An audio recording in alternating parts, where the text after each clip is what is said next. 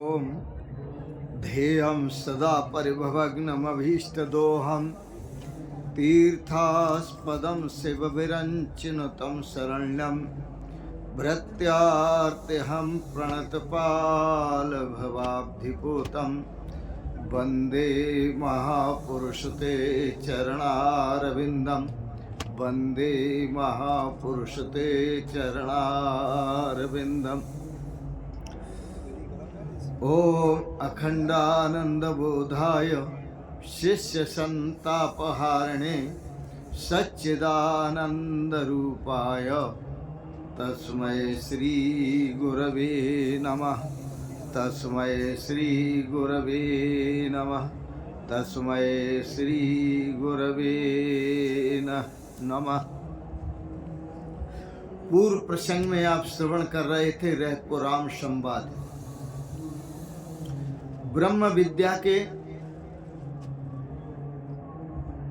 भगवान श्री राम के सतगुरुदेव भगवान श्री राम को ब्रह्म विद्या का उपदेश दे रहे हैं। गुरु तो भगवान श्री कृष्ण के भी तीन थे। शास्त्र के गुरु थे महर्षि गर्गाचार्य, और जिन्होंने शस्त्र संचालन सिखाया था तो शस्त्र विद्या के गुरु थे महर्षि संदीपनी, और ब्रह्म विद्या के गुरु थे महाक्रोधी महाज्ञानी महर्षि दुर्वासा ऋषि। गुरुओं की परंपरा कोई नई नहीं है। गुरुबिन होए कि ज्ञान, बिना गुरु के कभी ज्ञान नहीं होता। इस संसार में चाहे भगवान ही क्यों न अवतार लेके आए,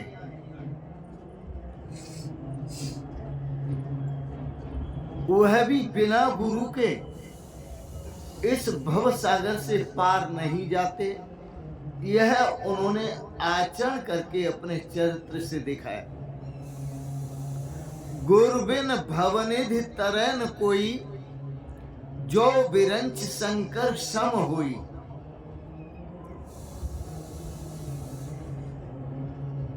गुरु के बिना इस भव सागर से कोई पार नहीं जाता। चाहे वह ब्रह्मा जी, साक्षात ब्रह्मा जी ही क्यों न हो, साक्षात शंकर ही क्यों न हो, हुए सब गुरु करके ज्ञानी। तेनर अंध कहा वही, जो गुरु को कहते और तेनर अंध कहा वही, जो गुरु को कहते और हरि रूठे गुरु ठौर है। यदि हरि रूठ जाए तो आप गुरु की शरण में चले जाओ, गुरुदेव भगवान आपको संभाल लेंगे। हरि रूठे गुरु ठौर है, गुरु रूठे न ठौर। और यदि गुरु रूठ जाते हैं तो भगवान भी उसकी रक्षा नहीं करते। महर्षि भगवान श्री राम के सतगुरु हैं, ब्रह्म विद्या के सच्चे गुरु हैं, और वह रैक ऋषि भगवान श्री राम को कहते हैं, राम जी मैं समझता हूं आपकी उदासीनता का कारण। चित्त मूलो विकल्पोयम चित्ता भावे न कश्चन, अतश्चित्तम समाधेहि प्रत्यग रूपे परमात्मनि। हे राम जी, इन सभी विकल्पों का जो मूल कारण है वो चित्त है। दुखों का मूल कारण है वो चित्त है। सांसारिक सुखों का मूल कारण है वो चित्त है। चित्त मूलो विकल्पोयम, और चित्ता अभावे न कश्चन। हे राम जी, इस चित्त के अभाव होने पर न संसारिक कोई सुख है, न संसारिक कोई दुख है। साधक सुख और दुख से मुक्त हो जाता है। अतः चित्तम समाधे ही। इसलिए हे राम जी, अपने चित्त को समाधिस्थ करो, अपने चित्त को परमात्मा के स्वरूप में लगा दो, अपने चित्त को परमात्मा के स्वरूप में डुबा दो। अतः चित्तम समाधि। कहां इसको समाधिस्थ करो, कहां लगाओ, किसमें डुबाओ? तो गुरुदेव भगवान कहते हैं प्रत्यक रूपे परात्मनि। जो प्रत्यक्ष स्वरूप परमात्मा है, जो घट घट व्यापी परमात्मा है, जो आपके भीतर मौजूद परमात्मा है, उस परमात्मा में इस चित्त को लीन कर दो। और जब चित्त लीन हो जाएगा राम जी, चित्ता अभावेन कश्चन, चित्त के अभाव होने पर ये जीव का, जगत का जो भाव है न कश्चन, कहीं नहीं रहेगा। यह भाव ही समाप्त हो जाएगा। अतः चित्तम समाधि।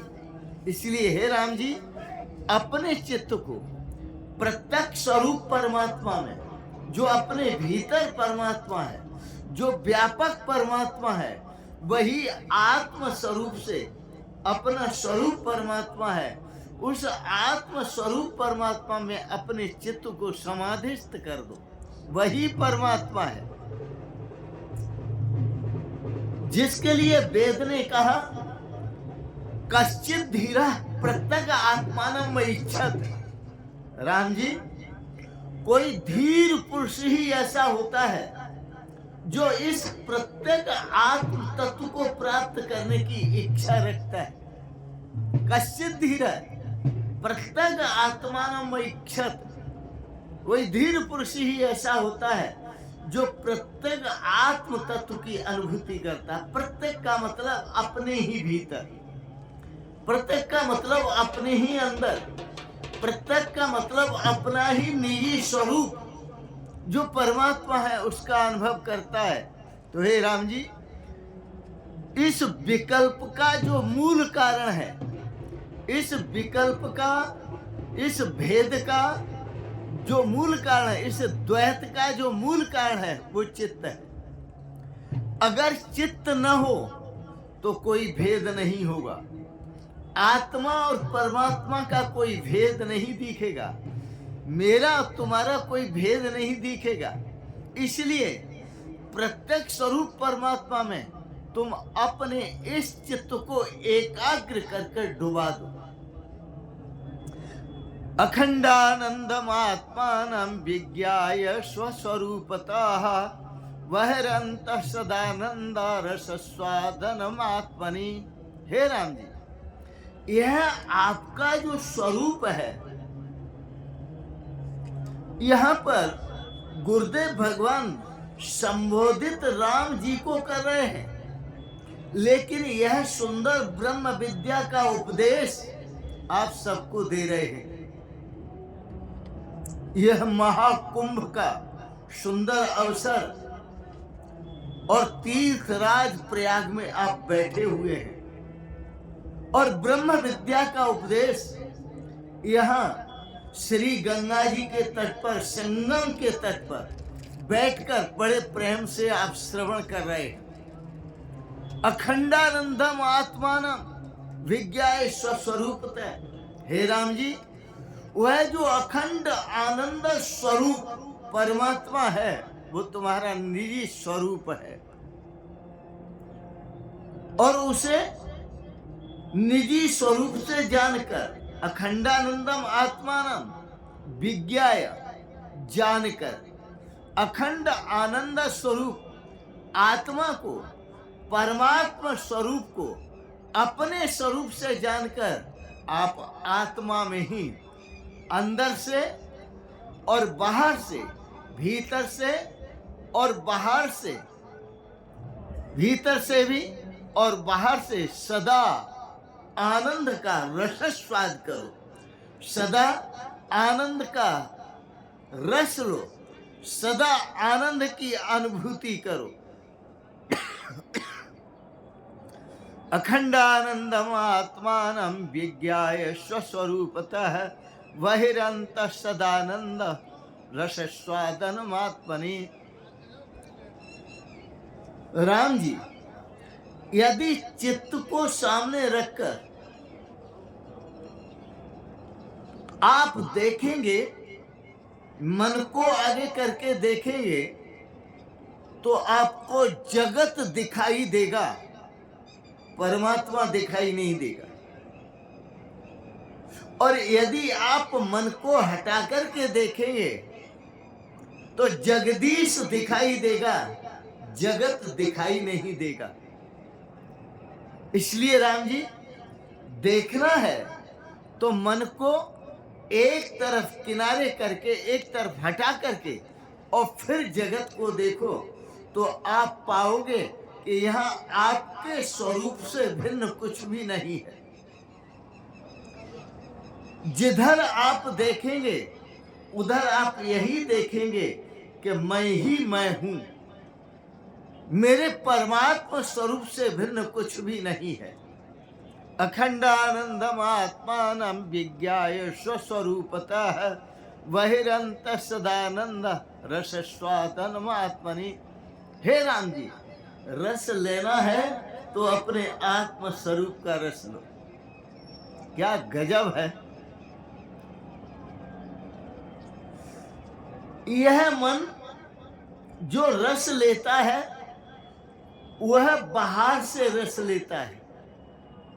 यह मन जो रस देखता है वो संसार की वस्तुओं में, संसार के व्यक्तियों में, संसार के पदार्थों में, संसार के भोगों में यह रस ढूंढता है, यह वहां से रस लेता है।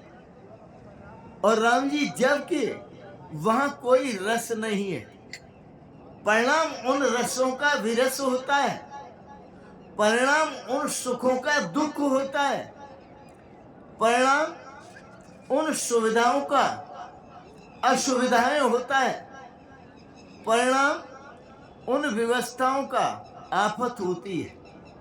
इसलिए हे राम जी, क्योंकि मन हमेशा दूसरे में सुख ढूंढता है, मन हमेशा दूसरे में शांति ढूंढता है, मन हमेशा दूसरे में सुख सुविधा ढूंढता है। लेकिन यह मन की बड़ी भूल है, इसलिए ढूंढता है। और जब तक ये मन ढूंढता रहेगा तब तक यह कभी शांत नहीं होगा। ये चंचल घोड़े की तरह है।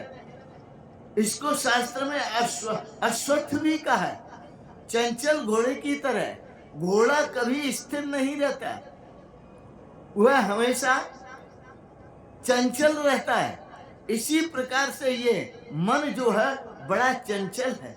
भगवान श्री कृष्ण ने गीता दर्शन में कहा चंचलम ही, अर्जुन ने कहा चंचलम ही मने कृष्ण प्रमाथि बलवत् दृढ़म। हे कृष्ण, यह मन बड़ा चंचल है, ये बड़ा प्रमथनशील है, और इतना प्रमथनशील है ये मन कि हमको सारी दुनिया में भटका कर रख देता है। और ये दिखाता है कि सुख इसमें है, इस वस्तु में है, इस व्यक्ति में है, इस पदार्थ में है, इस पद में है। तो ये पद पदार्थों में हमको सब जगह घुमाता है, लेकिन ठोकरे खाने के बाद पता चलता है कि सुख कहीं भी नहीं है। सुरखुरु होता है इंसान ठोकरे खाने के बाद। अक्सर मनुष्य को जब ठोकरें लगती हैं तब उसको समझ आती है। तो हे राम जी, इस मन के मते न चालिए। यह मन जहाँ सुख बताए वहां बिल्कुल मत जाओ, वहां सुख नहीं है। सुख है अपना स्वरूप, सुख है अपना आत्म स्वरूप, सुख है अपना परमात्मा स्वरूप। हे राम जी, अपने परमात्मा स्वरूप में स्थित हो जाओ और इस अखंड आनंद स्वरूप में, इस अखंड सच्चिदानंद स्वरूप में, इस परमात्मा स्वरूप में जब हम स्थित होते हैं तभी वास्तव में हमें शाश्वत सुख का अनुभव होता है, शाश्वत शांति का अनुभव होता है, शाश्वत आनंद का अनुभव होता है। यह मन जब संसार के पदार्थों से हटेगा, यह मन जब संसार के व्यक्तियों से, वस्तुओं से, पदों से, पदार्थों से हट करके जब अपने आत्म स्वरूप में स्थित होगा, तभी श्रेय की प्राप्ति होगी। पहले राम जी संसार से वैराग्य होना चाहिए, और वैराग्य भी ऐसा हो कि जिसमें राग नाम मात्र भी न हो। एक राग होता है, एक विराग होता है। तो जब हम किसी वस्तु से राग करते हैं और उसमें झगड़ा होता है और मार खाते हैं, तो हमें विराग हो जाता है, हम अलग हो जाते हैं, कुछ देरी के लिए, कुछ घंटों के लिए, कुछ दिनों के लिए, कुछ समय के लिए, और फिर वही चिपक जाते हैं। तो राग और विराग, विराग क्षणिक होता है, और वैराग्य जो होता है राम जी, वह संसार से हटाकर वह परमात्मा के स्वरूप से मिलाता है। जो वैराग्य है वह संसार के पदों से, संसार के सुखों से, संसार के पदार्थों से और संसार से, समस्त संसार से वृत्ति दिला करके वह परमात्मा के स्वरूप से मिलाता है। क्योंकि इस वैराग्य रूपी वृक्ष पर जो फल लगते हैं वह ज्ञान का फल लगता है। वैराग्य रूपी वृक्ष पर जो फल लगता है वह ज्ञान का फल लगता है। सुनो राम जी, वैराग्यस्य फलम बोधो, बोधस्यो प्रतिफलम, वैराग्यस्य फलम बोधो, बोधस्यो प्रतिफलम, स्वानंदानुभवाच्छांतिर एषैवो उपरते फलम। हे राम जी सुनो, वैराग्य का जो फल है वह ज्ञान है। वैराग्य का जो फल है वह ज्ञान है, और ज्ञान का जो फल है वो उपरती है। उपरती का मतलब इस संसार से उपरांत है। उपरती का मतलब संसार के भोगों से उपरांत है। उपरती का मतलब है अब आपको संसार का श्रृंगार अच्छा नहीं लगता, संसार के भोग पदार्थ आपको अच्छे नहीं लगते, अब आप उपराम हो गए। उपरती का मतलब है जैसे किसी को अच्छा खिलाओ, आपने दूध पिलाया, मलाई खिलाई, आपने क्या कहना चाहिए, बहुत कुछ, बर्फी खिलाई, लड्डू खिलाया, पेड़ा खिलाया, और उसका पेट अच्छी तरह से भर दिया, और जब पेट भर जाए, तृप्त तो हो जाए, फिर कोई दूसरा है और ये कहे कि लो भाई एक लड्डू और ले लो, तो वो कहता है बस अब नहीं चाहिए। तो यह भगवान का जो स्वरूप है, जो परमात्मा स्वरूप है, जो आत्म स्वरूप है, वो इसी प्रकार से राम जी वैराग्य का फल क्या है? बोध है, ज्ञान है, अपने स्वरूप की स्थिति है, अपने स्वरूप की प्राप्ति है, परमात्मा स्वरूप का बोध है। और जब ये बोध प्राप्त होता है तो उस बोध से जो हमें परम आनंद मिलता है, परम शांति मिलती है, परम सुख मिलता है, राम जी क्या गजब है। फिर तो तृप्ति ऐसी हो जाती है कि अब संसार का सुख कोई भी नहीं चाहिए, उन संसार के सुखों का कोई महत्व नहीं रहता। तो वैराग्य से फलम बोधो, बोधस्य उपरति फलम, बोध का फल है, वैराग्य का फल है बोध, तत्व ज्ञान, ब्रह्म ज्ञान, परमात्मा ज्ञान, परमात्मा के स्वरूप का ज्ञान, परमात्मा के स्वरूप के साथ एक होकर आनंद की अनुभूति करना, ये वैराग्य का फल है। वैराग्यस्य फलम बोधो, बोधस्य उपरति फलम, और बोध का जो फल है वो है संसार से उपरामता, वह है भोगों से उपरामता, वह है जीव जगत से उपरामता, वह है जिनको आप अपना कहते हैं संसार में, उन सबसे उपरामता, उन सबसे विरक्ति। तो बोधस्य उपरति फलम, और इसके अनंतर जो है राम जी उसको पहचानो। वह यह है स्व आनंद अनुभवाच्छांतिर। राम जी, जब आपको परमात्मा स्वरूप से और उस परमात्मा स्वरूप का अपने स्वरूप से अनुभव होगा, तो स्व आनंद अनुभवाच्छांतिर, अपने स्वरूप से उस परम आनंद स्वरूप परमात्मा का अनुभव होगा, तो शांतिर अर्थात आपको पूर्ण शांति मिलेगी, शाश्वत शांति मिलेगी। स्वानंदा अनुभवाच्छांतिर ऐसा ही वो उपरते फलम। हे राम जी, यह उपरती का फल है, ऐसा ही वो उपरते फलम। यद यद उत्तरा भावे, सावधान राम जी, यद यद उत्तरा भावे, यदि उत्तर में जो अनुभूति हुई वह अनुभूति सही नहीं है, तो पूर्व तू निष्फलम, पूर्व समझो, फिर वो पूर्व का भी प्रकरण बेकार है। इस भाव को समझे। हे राम जी, यदि उत्तरा भावे पूर्व तू निष्फलम, यदि आपको आनंद नहीं मिला, आनंद की अनुभूति नहीं हुई, तो इसका अर्थ हुआ आपको अपने स्वरूप का बोध नहीं हुआ, और आपको अपने स्वरूप का बोध नहीं हुआ। यदि आपको अपने स्वरूप का बोध नहीं हुआ, तो समझो आपके अंदर उपरामता भी नहीं आई, और जब उपरामता भी नहीं आई, तो समझो आपको ज्ञान भी नहीं हुआ, और जब ज्ञान नहीं हुआ, तो इसका मतलब यह है कि आपको वैराग्य भी नहीं हुआ राम।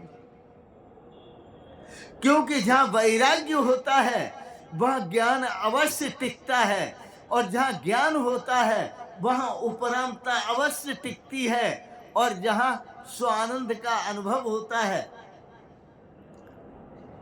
जहां उपरती होती है, वहां स्वानंद का अनुभव होता है। क्योंकि यह अपने स्वानंद का अनुभव ही उपरती का फल है। यह संसार फूल सेमर का, सुआ देख लुभाया। एक वृक्ष होता है सेमर, उसको सेमर गुठा भी गांव में बोलते हैं। उस पर फली लगती है सुंदर तोरई जैसी। उस फली को देखकर तोता बैठ जाता है मोहित होके, ये तो बहुत सुंदर है, खाने में बड़ा आनंद आएगा। और जब उसमें चोंच मारता है तो रुई जन निकली, उसके अंदर भुआ होता है, रुई होती है भरी हुई। मारी चोंच रुई जन निकली, सिर धुन धुन पछताया। वह तोता सिर धुन धुन के पछताता है, अरे मैं तो भूखा रह गया, क्योंकि मैं जिस फली के अंदर कुछ खाने का पदार्थ देख रहा था वहां तो रुई निकली। इसी प्रकार से जो संसार से प्रीति करने वाले हैं राम जी, जो संसार के भोगों से प्रीति करने वाले हैं, वो बाद में सिर धुन धुन कर पछताते हैं, क्योंकि वहां मन के अनुसार जो सुख देख रहे थे, सुख ढूंढ रहे थे, वहां पर सुख होता ही नहीं है। यद उत्तरा भावे पूर्व तु निष्फलम, निवृत्ति परमातृप्ति। राम जी, आत्मबोध के द्वारा, परमात्मा स्वरूप के बोध के द्वारा, अनुभव के द्वारा, ब्रह्म आत्मा के भाव के अनुभव के द्वारा निवृत्ति परमातृप्ति, संसार की पूरी तरह से निवृत्ति हो जाती है, और अपने स्वरूप में परम तृप्ति का हम अनुभव करते हैं। और इस तृप्ति का जो आनंद मिलता है राम जी, अनुपमा, यह आनंद उपमा रहित है, इसकी कोई उपमा नहीं है राम जी। अब तो विशुद्ध ज्ञान का उपदेश गुरुदेव भगवान राम जी को देते हैं और कहते हैं, राम जी सुनो, और हम आप सबको सुनाते हैं, सुनिए बड़े प्रेम से। सतगुरु ज्ञान गंगा बहाने लगे, सतगुरु ज्ञान गंगा बहाने लगे, मोक्ष का मार्ग सीधा बताने लगे, मोक्ष का मार्ग सीधा बताने लगे, सतगुरु ज्ञान गंगा बहाने लगे, सतगुरु ज्ञान गंगा बहाने लगे। वायु जल भूमि और तेज आकाश है, वायु जल भूमि और तेज आकाश है, सब रचा मन सबका तुझ पर काश है, सब रचा मन ने सबका तू पर काश है, शांति समता हृदय में बसाने लगे, शांति समता हृदय में बसाने लगे, सतगुरु ज्ञान गंगा बहाने लगे, सतगुरु ज्ञान गंगा बहाने लगे, सतगुरु ज्ञान गंगा बहाने लगे, सतगुरु ज्ञान गंगा बहाने लगे। आप यहाँ त्रिवेणी संगम में स्नान करते हैं तो त्रिवेणी में दो धाराएं तो आपको नजर आती हैं, तीसरी धारा नजर नहीं आती। एक तो जमुना जी की धारा, वह भी आपको नजर आती है, दृष्टिगोचर हो रही है। एक गंगा जी की धारा, वह भी आपको दृष्टिगोचर हो रही है। लेकिन जो सरस्वती जी बहती है, ये ज्ञान की जो गंगा बहती है, ज्ञान की धारा जो बहती है, वस्तुतः स्नान तो इसी में करने के लिए आप यहाँ पधारते हैं, ताकि इस ज्ञान गंगा में स्नान कर सके। शरीर का मल पानी से धुलता है। आप गंगा जल में स्नान करेंगे, जमुना जल में स्नान करेंगे, संगम में स्नान करेंगे, शरीर का मल धुल जाएगा, लेकिन मन का मल तो धुलेगा ज्ञान रूपी गंगा से। यह जो सरस्वती की गंगा बहती है। कल्पना विश्व तेरा मनोराज्य है, कल्पना विश्व तेरा मनोराज्य है, सर्व में तू ही तू है न कुछ त्याज्य है, सर्व में तू ही तू है न कुछ त्याज्य है, सत्य सिद्धांत सबको सिखाने लगे, सत्य सिद्धांत सबको सिखाने लगे, सतगुरु ज्ञान गंगा बहाने लगे, सतगुरु ज्ञान गंगा बहाने लगे, सतगुरु ज्ञान गंगा बहाने लगे, सतगुरु ज्ञान गंगा बहाने लगे, सतगुरु ज्ञान गंगा बहाने लगे। तू निरामय विलक्षण परम धाम है, हे राम तू निरामय है, तू विलक्षण है,